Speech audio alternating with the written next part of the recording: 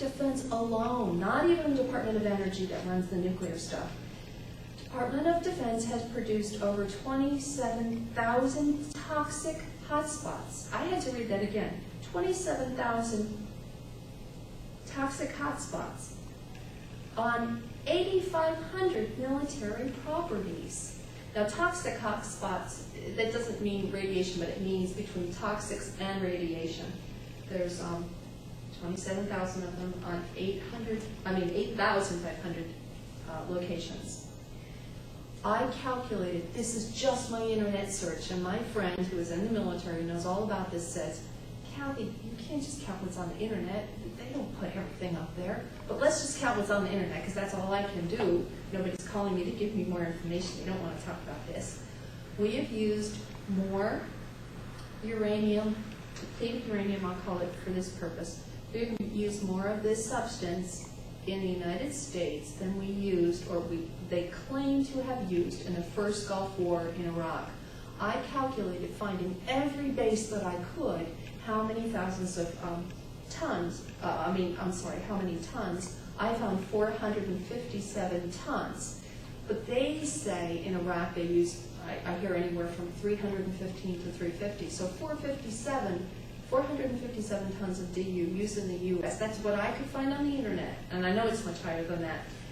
It's more than they use in the Gulf War or admit to using. To me, that is absolutely unacceptable. It's, when did we become the enemy? Not that the people in Afghanistan, Iraq are the enemy, but it's who they call the enemy.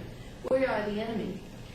There are over 2 million acres of land in the U.S. currently designated as firing or range impact areas. 2 million acres of land. I had no idea of any of this. Then it goes down to breakdown of how many the Army has and all. In the major test and the range facilities in the 2007 budget, for these facilities to test and train the soldiers, $10.3 billion in the U.S. alone. There are a host of them. The main ones I'll tell you about. White Sands Missile Range in New Mexico, Aberdeen Test Center in Maryland. That's right near Baltimore, by the way. Oh, this leads me to, long story short, I always got sick of hearing about how the people in Baltimore don't take good care of their health, and they smoke, and I'm thinking, well, why not in Chicago, or why not in the other cities? Why just Baltimore? Why are they so horribly negligent? Aberdeen is literally not far at all. I think it's probably about 10 to 14 miles, something like that, away from Baltimore. My friend who was, he trained young people, and they went to Aberdeen. He told me they have used every single kind of weapon there is to use at Aberdeen. I looked on the EPA website. If you look at that under EPA, you will find tons of toxic, and they also use radiological weapons there. And he said to me, I told him that my husband likes to eat crabs out of the Chesapeake Bay. He says, oh no. He says, I would not put my toe in the Chesapeake Bay. You must not eat seafood from the Chesapeake Bay. Well, it also, in all fairness, it does have Calvert Cliffs nuclear plant, which emits the radionuclides into the Chesapeake Bay, and the oysters are radioactive and all. It's Maryland's best kept secret. You do not read about this in the Baltimore Sun. I gave a presentation on this in my little community, my little county peace group, and the women were looking at me with mouths wide open. They said, you mean they're firing depleted uranium in Aberdeen? I said, yeah, I've even called. It's true. I did hear it in my ear. And they said, you have got to tell somebody. And I said, you have got to tell somebody. Now you know we each have to be responsible. But anyway, I got off on a tangent. It's also used at Dugway Proving Ground in Utah, the Yuma Proving Ground in Arizona. I could go on and on. Please. Alaska. You like to hear? Yeah. Oh, okay. Okay. It's used in Alaska at the Cold Region Test Center. It's used at the Tropic Regions Test Center in Hawaii. I'm going to talk about Hawaii more because to me that was the icing on the cake for me. It's used at the Redstone Technical Test Center in Alabama. And there's also an Aviation Technical Test Center in Alabama. some companies that manufacture these DU weapons get special permission to have some of the land to test the weapons. And as you know, we're going into privatization of everything. Everything's becoming privatized. Even the management of our nuclear weapons labs, it's like Bechtel and other companies, they manage our nuclear weapons labs. It's no longer even government employees. It's all privatized. And these companies like Bechtel, you know, people own a great stock of money. There is untold, unexploded ordnance at these sites too. Now the thing that's really important about this, one, we don't have to worry so much about people going into, you know, unexploded ordnance and blowing up, because only people go there in the military and they pretty much know where the areas are contaminated. But any uranium leaches over time into soils, and it may take hundreds of years, but eventually it does leach down and go into the water table. So we have these thousands of places that, you know, all throughout the world that have been contaminated. So eventually the water's affected. And that's what I wrote about in my article about the Kennedys on Cape Cod, where they live.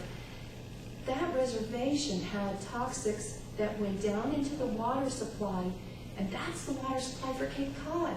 There's 230,000 people who live there. There's 500,000 people who vacation there. And if they don't know better and they just drink the water, they're getting a good dose of all kinds of things. Something else I found out, tritium is also exploded, and I'll talk about that in a moment, and please don't let me forget. Tritium is exploded. You cannot detect that. If you look at the EPA website, you cannot. It's radioactive hydrogen, and it doesn't show up in the tests. So that's this tritium. We have this major problem underneath any place where tritium is used, like the Department of Energy nuclear sites.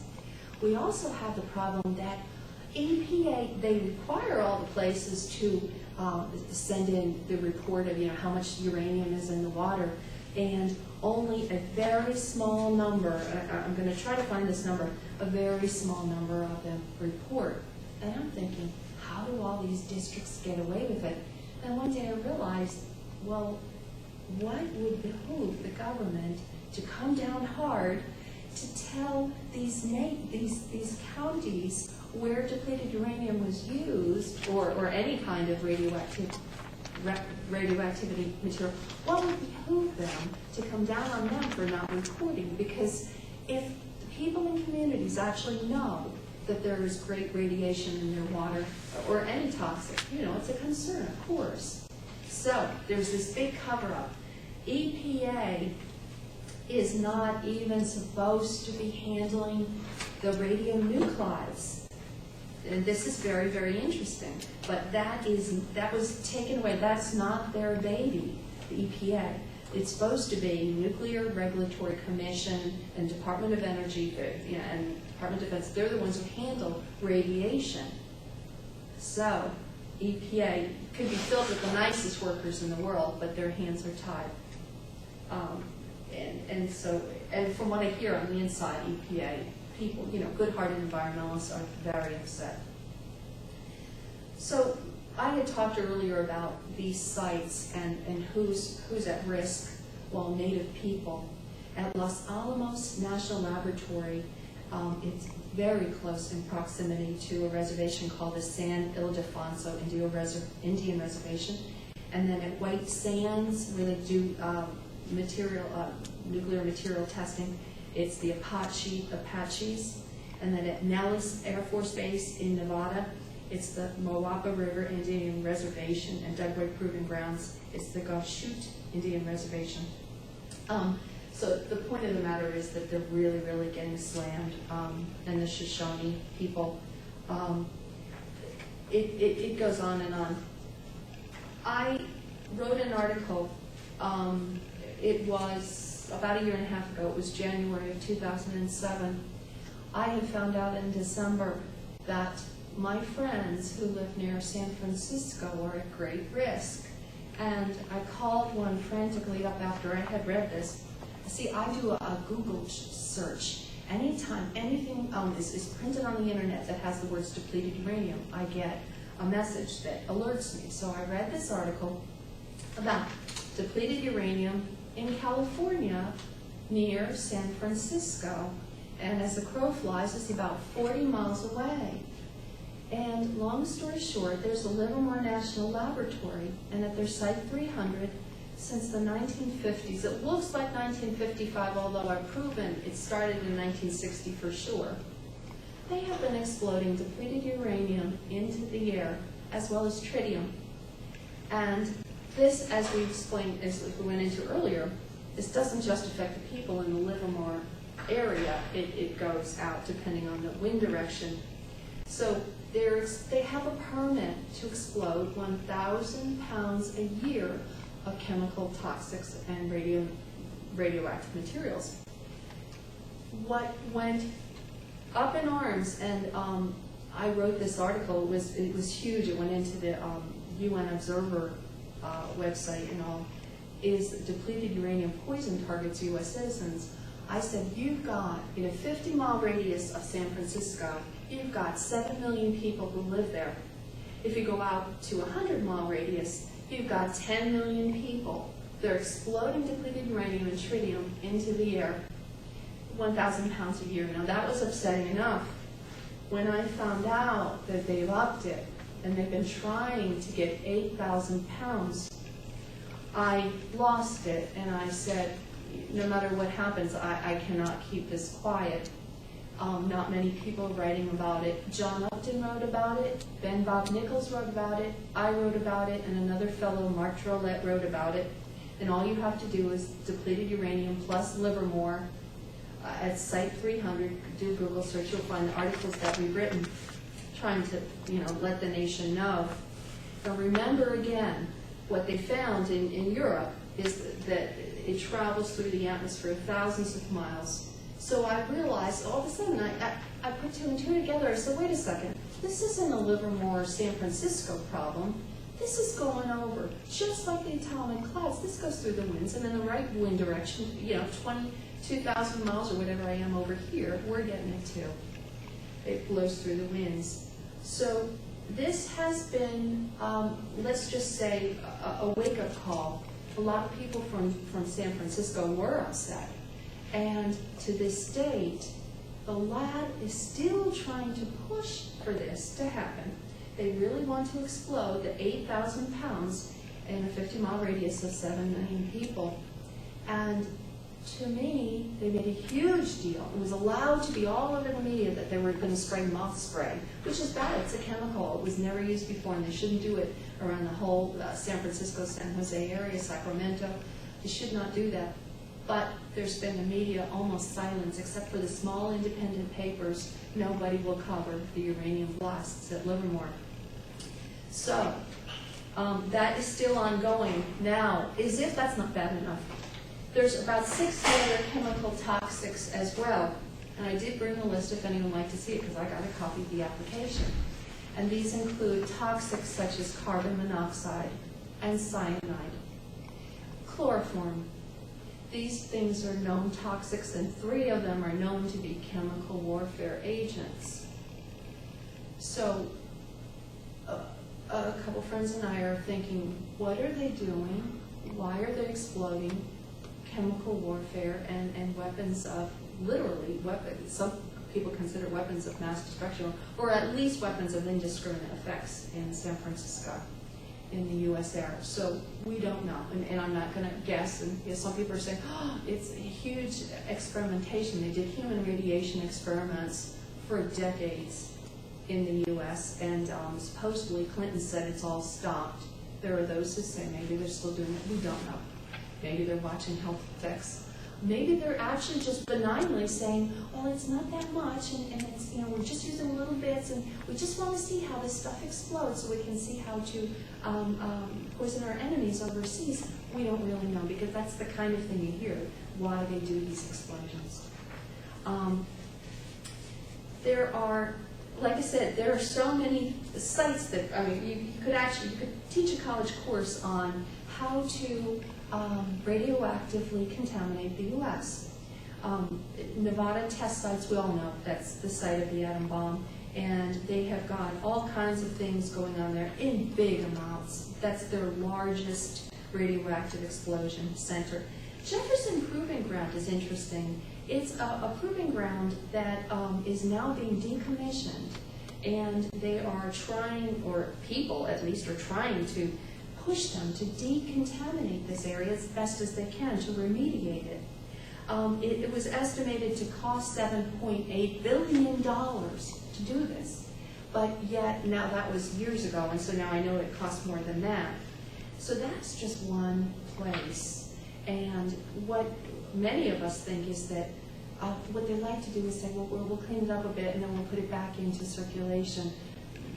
Many of us are saying, no, don't do that. You can't properly remediate a horribly contaminated area. And then they say, well, we'll make it into a nature preserve. That's another option. They say, I always think about that poor nature. I just think when you've ruined an area, do the best you can to clean it up and leave it alone. But unfortunately, that would lose a lot of people a lot of money.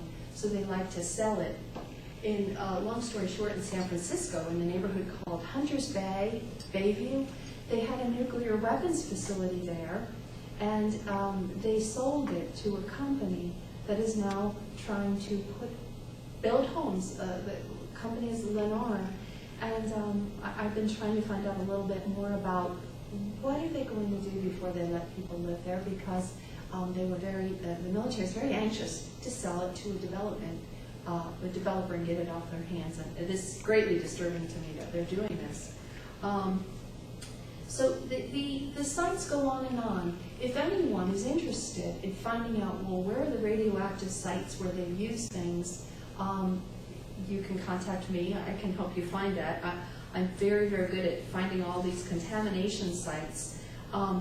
It's not always the federal government. Sometimes they allow these companies to really contaminate the environment. And one such example I'll give you, there's many, but one was in Concord, Massachusetts. It was called StarMed Corporation, and they produced, someone's got to produce these weapons. They produced the depleted uranium penetrator, highly lucrative contracts for the federal government. So they did this from 1958 to 1985. They disposed 400,000 pounds of depleted uranium and other toxic waste into an unlined holding base at the rear of their property. And nothing was done to safeguard the environment. They just kept dumping. Well, from what I hear, they're not the only ones, and the government has dumped too, in the sea and in other areas. Things were a lot more lax, back decades ago. So now that there's this horrible problem in the groundwater in this area. This is just one of many, many, many things you don't often read about in the newspaper. Colony, New York was in the newspaper, and the people of Colony, New York got very sick because they were manufacturing, the plant was manufacturing 30-millimeter depleted uranium rounds for the U.S. military. They contaminated, the contaminations were 500 times more than normal uranium levels. And all of a sudden there was this fellow by the name of Randy Parrish from Europe, and he came over and he was all concerned and all about this one site. But many of us in the know were realizing that he was using this for some other studies. They're trying to show studies where the UK soldiers are not harmed by DU. People in UK are a lot more, it seems, a lot more vocal than in the United States about this. So they've been doing their own firing in Scotland. I think you say it's the Dundrennan military range there. But anyway, so the people in UK are really mad, and so they were trying to find some things out that they could use. So the point I'm making here is that when you see something in the newspaper, you say, oh good, they're covering it. Sometimes there's other reasons why people are doing research. And why are they not doing more research? Well, I keep saying, who's going to do it? The universities have federal funding.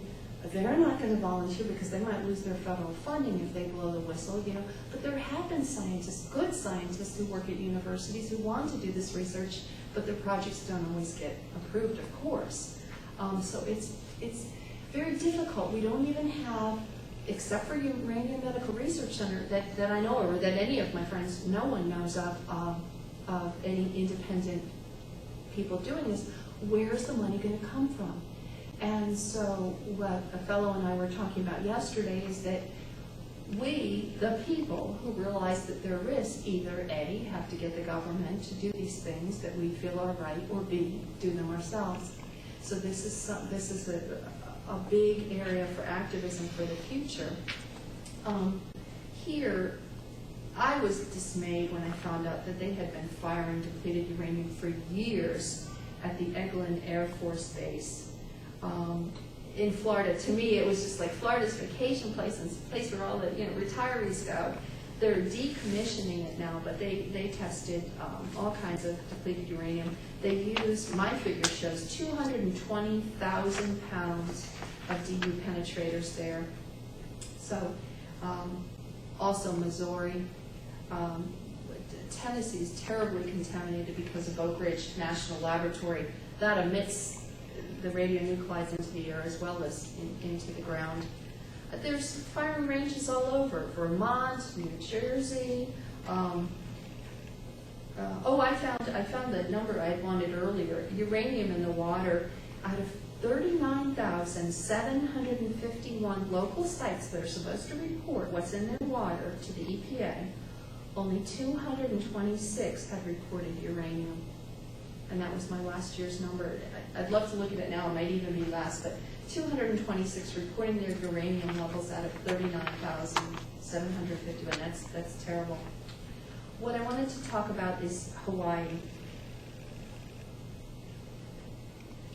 Hawaii, the islands have all been victims of military, I call it games. The boys are playing the games with their weapons. They all like to go to Hawaii. Who wouldn't want to be stationed in Hawaii? So they have on every single one of the Hawaiian islands, except for one that I could find, that they've had military contamination there.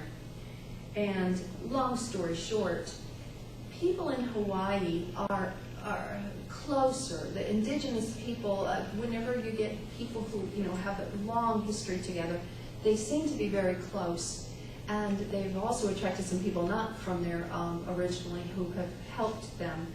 There are a bunch of activists working on it, not to great success so far, and I hope that their efforts will be helped soon. They found depleted uranium on 2 of their military sites. One is Schofield Barracks, and one is the Pohakalua training area. And anyway, the military said, no, we didn't use depleted uranium there. Yeah, they did. They found evidence in the form of the leftover munitions. So the people in Hawaii went crazy on the state government, and they drafted a resolution, and they wanted all kinds of things to happen.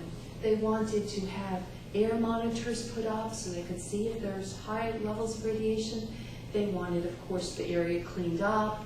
They wanted anyone who was sick to be treated. They didn't get into the resolution, but that's what the activists were asking for. And they wanted them to stop. They're flying jets, such as B-2 bombers. I kid you not, I read an article on this. The B-2 stealth bombers dropping bombs into soils that had been contaminated years back with depleted uranium. So the people were justifiably concerned. You don't drop 2,000-pound bombs on this DU area and rustle it up out of the soils. And well, long story short, I just got word that military and some people in the state are not going to let that resolution go through. They want to keep using as a training base and rustling up that soil. And I know that the people of Hawaii are going to be up in arms. There are, one of the islands was so badly bombed with everything under the sun, all kinds of weapons, and it is uninhabitable now. Which one is that? I'm afraid I'm going to say it wrong. I can spell it better than I can say, but it's it's K-A-H-O-O-L-A-W-E, Kahului. I think you say it. Kahului. Kahului, yeah. That one is, they say take tours there and take the kids. I wouldn't take my worst enemy to that island. It's been so, they just use it for bombing practice. That's what they do in these places like in Guam. I didn't even cover, but in Guam, they were using one island for this, but now that they are going to be using, is it either 2 or 3 more uninhabited islands just to use for bombing practice. Vieques, thank you. Vieques they started using the bombs there. They started using Vieques, I believe it was 1940, as their military playground. They used depleted uranium there for years. People had increased rates of illnesses of all kinds, cancers and diabetes and all kinds of things. And when the people had it, they literally camped on the ground. They literally, human bodies, as I recall, at one point up to like 2,000 of them, they camped on the ground. They were there protesting for a couple of years. When finally somebody was hit and he was killed, he was a security guard there, and he was working, and he got hit by an errant bomb. Long story short, that was the straw that broke the camel's back, and people just went nuts. Christian peacekeeper teams and all kinds of other humanitarians, they had demonstrations, I hear, throughout the world about this, and finally they stopped. But it took literally a huge fight for years, and it was unconscionable. They even moved the people. They told the people what part of the island they could live. This was their island that the U.S. had taken to use and to destroy. So the reaches of uranium weapons, literally, they're around the globe. I want to see if there's anything important I may have left out. I just want to check real quick. Cassie, is there any comments about this from groups like the American Public Health Association or the Environmental Health Workers Association? Any of the major groups, sort of the major sort of mainstream? I mean, that's just one question that comes to mind. One would Because think. the APHA, that's big, What does the APHA have to say about this? I have not heard anything. I did work with the Sierra Club. I was a member of the Sierra Club, and I no longer will renew my membership. I wanted them to work with those in places like Livermore to legally stop these places, especially in well-populated areas. I have to choose my words very, very carefully. There are people in some groups that are actually, how shall I say, they look out for the government's interests in some of the groups. And I wonder, why don't they go the distance? Why don't they, work to fight a little harder? There are, around these centers of uranium weapons testing, there are oftentimes groups that are formed, and they'll say, like communities to stop radiation. And then when you look at what they do, they're doing very little. So either those groups are, as we say, compromised, or they're just ineffective. And so I'm sure on a case-by-case basis you have to look at that. But what I'm saying is that, to my knowledge, except for a local chapter here or there, for example, Friends, well, that's a religious, the Quakers group, they were very big up in Hawaii to try to stop this. Christian peacekeeper team, very big to try to stop this, particularly overseas, and their efforts were working around the production, the companies like Aerojet or Alliant Tech, which is called ATK, companies like this that they would go after that manufacture weapons. But what I want to know is, why, just your same question, why are not more large groups going after the one who's actually ordering the materials. They're the ones who buy the materials from these companies. It's the federal government. To me, companies are not so much at fault. They're providing what is considered a legal good. They're providing this for the government. The government pays for it. It's legal. So to me, the organizations that only will have a demonstration outside of Aerotech or General Dynamics or name any other, Raytheon or Bell, Halliburton, whatever you want, whatever company is doing some wrong with the military or Department of Energy, why not go after the beast? And that is up to us, I think, for us to go against what is going on in power. And unless we educate others, I mean, I went for 46 years of my life not knowing, I knew none of this. And it's mostly through self-education. And so I believe that that's what we have to do. We each have to be that little kernel that you know, it germinates by reaching as many people in our circle, in our sphere, whether it be in our immediate communities, or whether it be on the internet, whether it be on film. There's always things that we can do. Naturally, you will not be popular, and you will you will meet, let's say, some resistance. Some of the people who are extremely effective, they're basically watched. They're watched. They're guarded. They're told to stop, it's you have to be strong, courageous, brave. You just have to say, I'm doing the right thing. If you have a moral conscience and this really bothers you, then as far as I see, there is no choice. Because being silent is not an option. I wanted to talk a tiny bit more about the legality. Long story short, depleted uranium is illegal. It violates basic human rights law. It also violates many, many treaties and international laws that have been set for many years.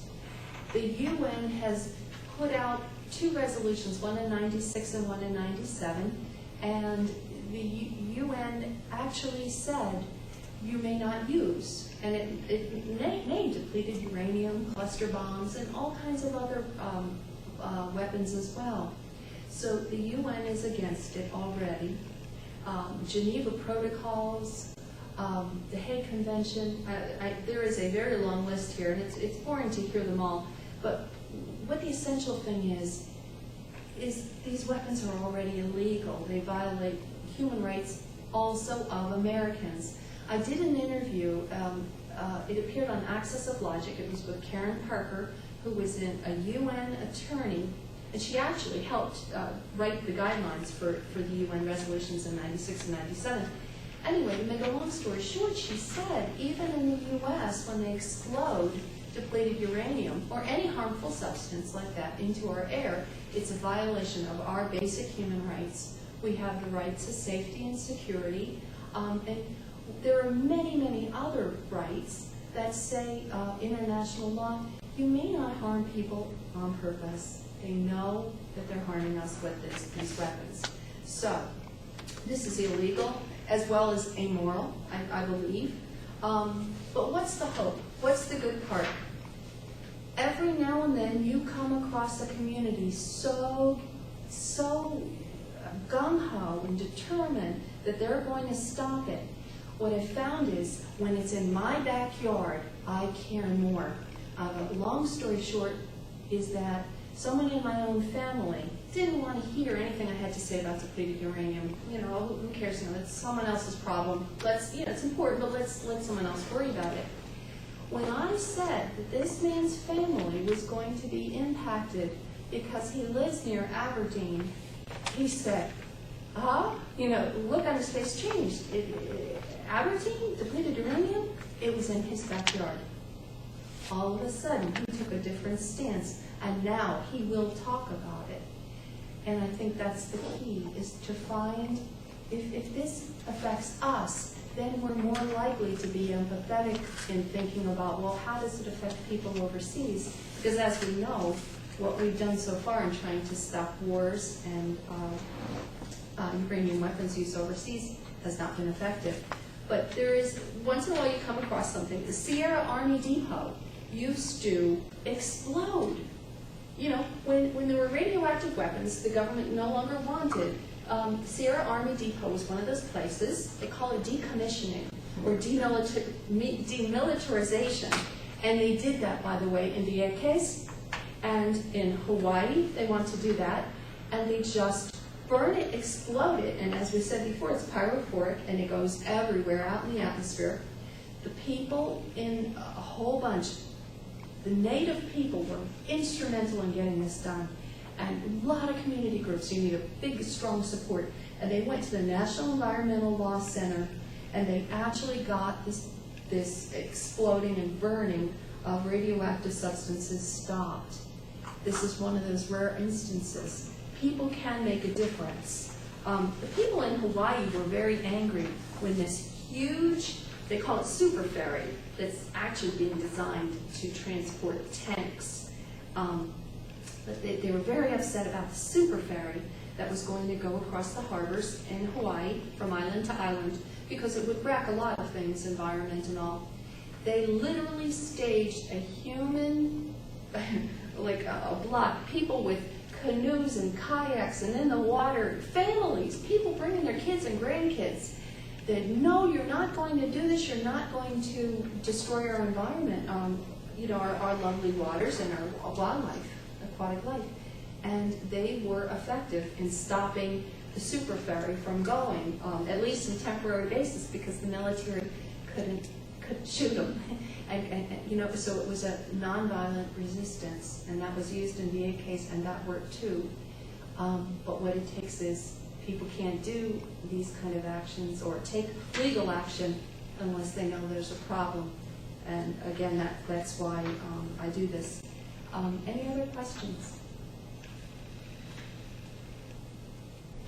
I know there is a whole lot I didn't even cover, but you could literally go on. You could teach courses. I have a question. I noticed that as countries become favored nations of the United States, they are given the right to use depleted uranium weapons. And are these weapons supplied by the United States? They're selling them to them or giving them to them, or are they teaching them how to make them and letting them make them themselves? Do you know? Weapons sales are big business. And last I read, 23 nations are indeed using them, or have them at least in their arsenal. I don't know if they're using them. We sell a lot overseas. I read in one place that up to 75% of the uranium weapons that were used by Israel against Lebanon were from the U.S. So our damage is not limited to the 22 nations we have literally hit with our own weapons, but all those, that's a very good point that they're using them too. And weapons is such a huge, huge high-dollar business. Very profitable. Yeah, and this is really disgusting because the depleted uranium, or the uranium that they're using for these weapons, it's the tailings. It's it's what they don't know what to do with. And so instead of figuring out a way to deal with the waste, they're giving this material to the weapons manufacturers. The government is giving the material to the weapons manufacturers to make these very powerful and dangerous weapons. It's so stupid. It makes you really wonder about anybody's sanity in government. We do not believe, many of us do not believe that those who are doing this are normal flesh and blood. You don't do this to harm other people like this. But you know, that brings me to an interesting point that you made, that the weapons manufacturers, they are given this, or very low price of free, the uranium to make these weapons, and then the government buys it back. You know, okay, it's a nice weapon form, now I pay you a whole lot of money. It's a very lucrative deal for the manufacturers of these products. But the thing is that I didn't realize, I got mad at a friend one time. I said, why are you pushing for this? There was a demonstration, Aerojet in Tennessee. Why are you pushing? Why are you promoting it? I would not go to it. I said, I don't want to protest against this company, that they're legally allowed to do this. So he said, what you don't know, and this was someone from former military, what you don't know is that it is being managed through, he said, Rock Island Arsenal. They help them through the process, they oversee it, help them manage it. So it's like their baby, it's the government's baby, even though it has private corporate structure. We're in on the whole process so that it all goes smoothly, so they work hand in glove together. So he said, so protesting at Aerojet really is actually also going after the government as well. Yeah. But I just wondered why they weren't outside of the nuclear weapons laboratories and these test firing facilities. Well, they are. Yeah, there are people. It's important to take it to the corporations, really important to take it to the corporations. And the workers, do you know if there have been any studies of the workers and their health, of people who are actually making depleted uranium weapons? You know, I don't know about, I do know that there have been horrible accidents at the nuclear weapons labs. I know there have been horrible health, all kinds of health damages to the nuclear weapons laboratory people. I don't know so much of the corporations. What was that big story? Kerr? And Kerr McGee, yeah. Kerr McGee, yes. Where the woman, Karen Silkwood? Yes. Yes. She blew the whistle? That was a nuclear power plant, yeah. I'm sorry? That was a nuclear power plant, wasn't it? It was in a nuclear processing, yeah. processing Yeah. facility, you know. Yeah. But, you know, let me just add something, and knowing a little bit about, you know, industrial hygiene, the environmental health that goes on with that, because there's been such a lack of, such a cutback in the whole environmental health and industrial hygiene funding for inspections and the whole OSHA, you know, program.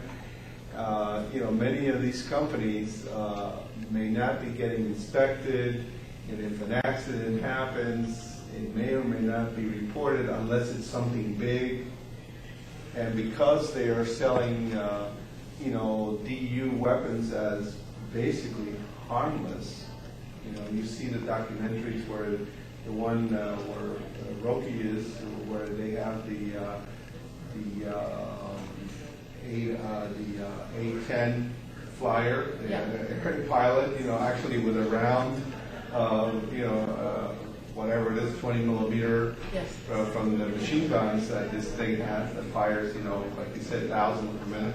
And he's holding it and saying, well, you know, this is fairly safe material. You can hold it, and you know, it's not harmful. You know, it only gets harmful once, you know, to the enemy, you know, whatever. Yes. And he's holding, you know, a round of it as if it's, you know, harmless, but the stuff is radioactive right there, and he's getting In his skin, yeah. So in these plants, you know, they may be also, and the reason why, you know, I'm not an expert in this, I'm learning from Cassie.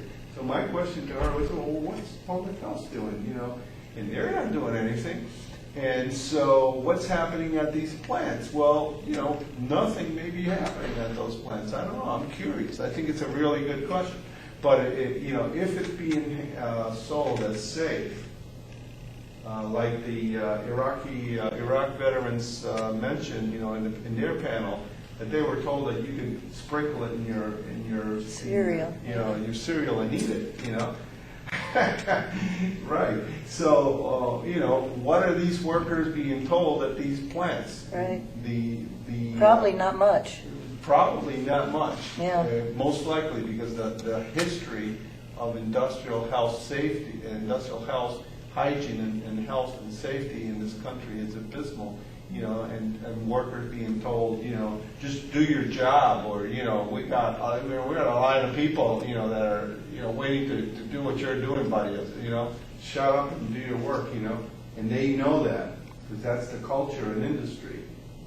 Yeah. So 10 years ago, I was doing research on depleted uranium. As soon as I understood what it was, I was just horrified, and I was beating on drums against it in front of the White House and had big signs and stuff. Really? Yeah, that was my venue. I'll share information with you about that. But I was doing research online, and I discovered Aberdeen Proving Grounds had a website on depleted uranium. Did you know that? Yeah. I don't think they still have it. I can't find it. No. It went away. Yeah, but what they said in that was that it was that it should be handled with gloves. Yes. And that it was potentially toxic, and you needed to be careful with it. But was it CBS that did a special in 1994 talking about depleted uranium and saying that there was a memo that came down through the military during the first Gulf War about handling it with gloves and being careful with it, and it never got past the commander's desks. It never got down to the ordinary soldiers. And it's still happening today, and that's what really, it very much distresses Dr. Doug Rockey, because that's what he spent all his time doing, and he became very sick, and it's really sad. But going back to the radiation, the dose, people who work in radioactive environments are supposed to have a cumulative dose they have to record, and they don't want to always tell, because once they exceed the dose, then they no longer can work there because it's too high. So they're prone, they want a job, and they get paid fairly good money to work, well, not good money, but fairly good money, and that they will lose their job because their dose is too high, so they don't always want to report it. That's another bad thing, is that there is the scare of losing one's job. So yeah. So after, we're all gone, 3 or 4 generations from now, the offspring of our vets, and the Afghanis' children, and the Iraqis' children, they're going to show. Well, it's even sure it can. What I was saying is that it could skip generations, or even now you see all kinds of deformities. Yeah. Horrible pictures if you look on the internet of people babies born with their limbs outside their organs outside their bodies, and malformed limbs, and horrible things. But it can skip, so that if you might live right near the Las Vegas testing ground. I met a man, he said it's not far from Los Alamos. And then his friend told me he's got horrible fibromyalgia and horrible pain. And I said, well, that's one of the things that's caused by uranium. Not that we know for sure that caused it, but could be.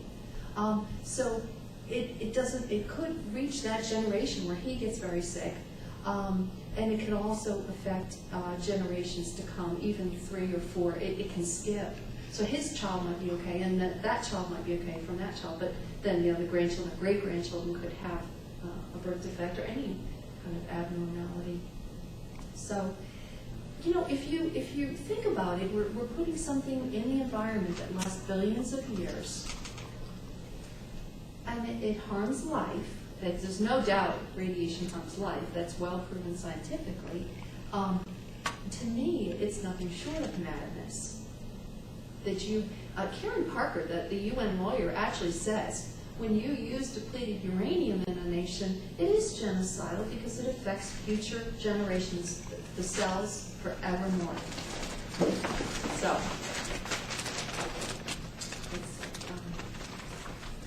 enough voices, however. I do maintain hope. I have one friend who's totally lost hope. No longer is doing any, or hardly any DU stuff. He won't. He thinks, he's just lost hope. And I think when you lose hope, nothing can ever happen. We have to keep on pushing. Because to me, how could you just now be, just be silent and just give up? I couldn't. I can't give up.